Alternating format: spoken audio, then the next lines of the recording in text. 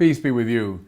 Friends, this week I want to look at our first reading, which is from the first book of Kings. And it has to do with Solomon, the son of David and Bathsheba, the great Israelite king who built the temple, who eventually became kind of a problematic figure in Israelite history. But our passage for this week puts us right at the beginning of Solomon's kingly career. So he's a young man. He's untried, inexperienced, beset by all kinds of self-doubt, most likely, as anyone would be, beginning a position like that. The Lord appears to Solomon in a dream. Ask something of me, and I will give it to you. Now, can I suggest to everybody, that's an extraordinary moment. And it's actually a lovely spiritual exercise to imagine the Lord asking you the same question. So if the Lord appeared to you right now and said, I'll do it. I'll give you whatever you want. What would you say? How you answer that question actually will tell you a lot about the state of your soul.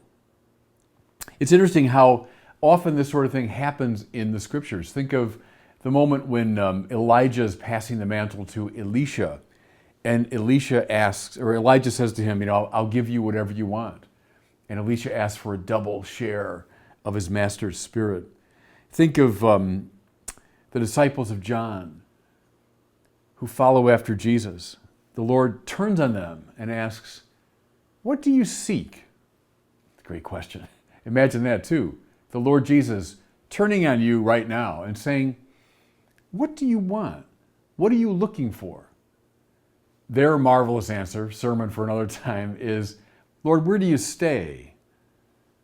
And then he says, come and see. And they stayed with him. Or Jesus asked the blind Bartimaeus, what do you want me to do for you? Again, you're blind Bartimaeus. You hear the Lord right now asking you that question. What do you want me to do for you? What would you say? Bartimaeus wonderfully answers, Master, I want to see, with all the overtones and undertones of that in the biblical context. And of course, most of you who follow me know that a key moment in the tradition, when my spiritual hero, St. Thomas Aquinas, is praying before a crucifix, and the voice comes, Thomas, you've written well of me. What would you have as a reward? There it is again. If the Lord said that to you, what would you have? What do you want me to do for you? And Thomas's answer I've taken as my Episcopal motto, non nisi te, Domine. I'll have nothing except you, Lord. By the way, that's the right answer if you're ever asked that question. Now, I bring all this up because Solomon maybe is the first great example of this. Let's attend then with some care to Solomon's answer. What do you want? He says, give your servant an understanding heart to judge your people and to distinguish right from wrong. Give your servant an understanding heart to judge your people and distinguish right from wrong. God is so pleased with this answer that he promises that he will give it to Solomon. He'll make him the wisest man who's ever lived. Listen, because you've asked for this, and not for long life for yourself, nor for riches, nor the life of your enemies, I will do as you requested. Keep in mind, everybody, this. Whenever God is pleased with us in the scriptures, don't see that in a kind of mythological way, as though now God is getting something he really needs out of us. God needs nothing. We have nothing that God requires. What pleases God is always what brings us to deeper life. Make that an interpretive key whenever you read the scriptures. What pleases God is what makes us more fully alive. He's happy with Solomon's answer because that's the answer that's going to make Solomon more spiritually alive. That's why he's pleased. So, what's he asking for precisely when he asks for this wise heart? He's asking to see the whole of his life and work from the standpoint of God. Thomas Aquinas says wisdom is the view from the hilltop. That means from the standpoint of the highest cause. So I'm not looking at my life just from my perspective or the perspective of people around me or what the culture expects. Those are all little tiny foothills. When I go up to the top of the highest mountain and I look out, I'm now seeing the world from the perspective of God. That's what wisdom means. And Solomon asks correctly for that. Now see, why is that so important? Because it brings Solomon's whole life online and enables him thereby to judge the whole of his life correctly. With wisdom in his mind and heart, he'll be able to gauge things aright. He'll be able to choose things aright. He'll know, listen now, he'll know what to do with whatever comes his way. Let's say he becomes wealthy, and indeed Solomon was very wealthy. With wisdom, he'll know what to do with that wealth. Let's say he becomes powerful, and indeed Solomon was very powerful. With wisdom, he'll know what to do with that power. He won't abuse it. He won't use it for his own ends. He won't twist it for his own purposes. He'll know how to use it aright. Suppose he conquers his enemies, and for a time he did. He'll know what to do with that victory. He'll know what not to do with that victory. How many kings go off the beam, using their conquest, using their power, precisely for nefarious and selfish ends. The man of wisdom knows what to do with the victory when it comes to him. Suppose he's given length of life.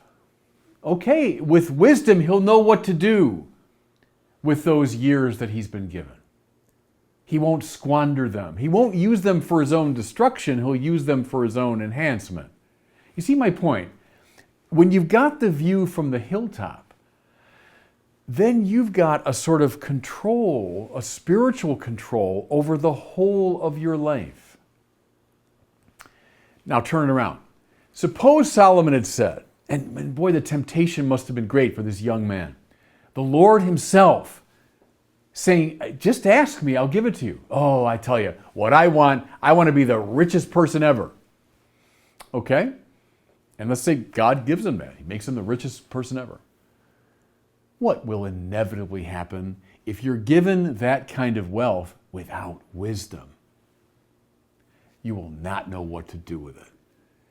And in fact, that wealth will probably destroy you. You know, look even at the old mythic story of King Midas. It's making that point, isn't it? Oh, just give me everything I touch to turn to gold. Wouldn't that just be great? I couldn't imagine a better fate. Everything I touch turns to gold. And of course, that includes the very people that he loves the most. Is his wealth turned on him and destroyed him because he had wealth but not wisdom? Suppose young Solomon had said, make me the most powerful person ever. Give me victory over all my enemies. Okay, so God said, I'll do it. What would he do with that power? That power would turn on him. It would devour him. Pleasure, the same thing. Oh Lord, give me all the pleasures in the world. Okay, God does it.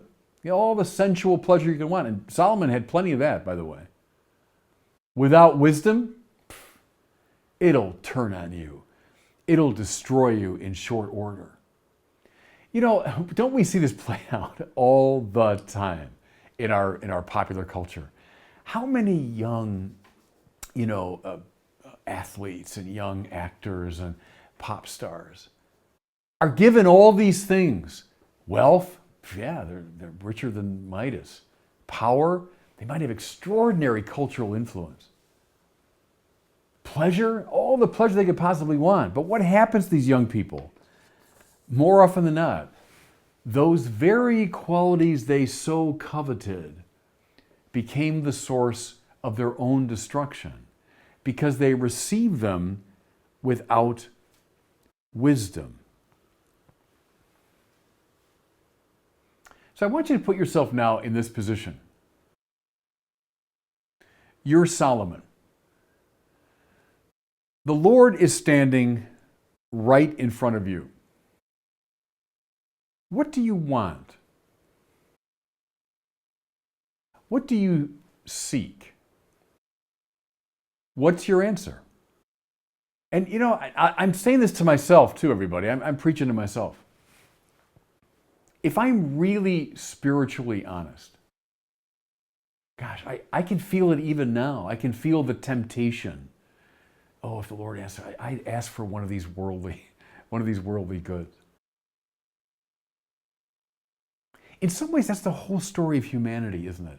I mean, read the history of kings and queens and emperors and great cultural figures.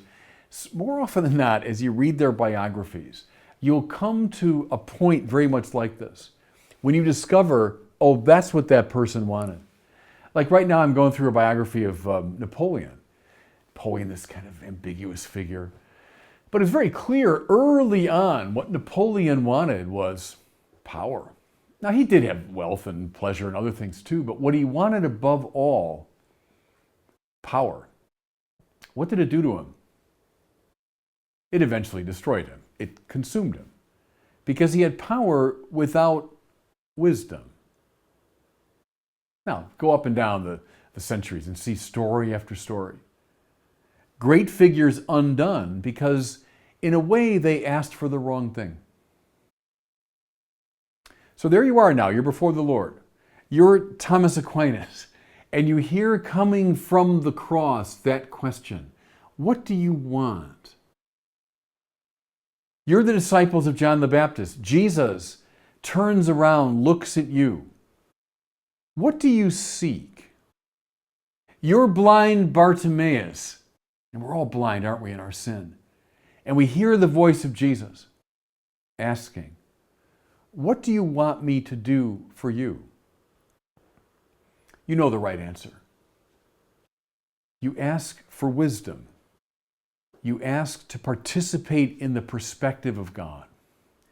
You know, in some ways those stories of the genie in the bottle come to mind, don't they? So the genie comes out of the bottle. You got 3 wishes. What would you ask for? Can I suggest, and gosh, I know it. I can feel it even now, the temptation to ask for, you know, I want the biggest house. I want to go on the best vacations. I want to be famous. No. You know what you ask for? You got 3 wishes. Ask for faith, hope, and love. Because with those 3 virtues that allow you to participate in the very being of God, you will know what to do with whatever happens to you in your life. And without them, you will not know what to do. And those very things that you sought will turn on you. I think everybody take that to the bank spiritually. It's one of the most basic teachings of the Bible. What do you want? What do you seek? I'll give you whatever you ask. What would you ask for? And God bless you. Thanks so much for watching. If you enjoyed this video, I encourage you to share it and be sure to subscribe to my YouTube channel.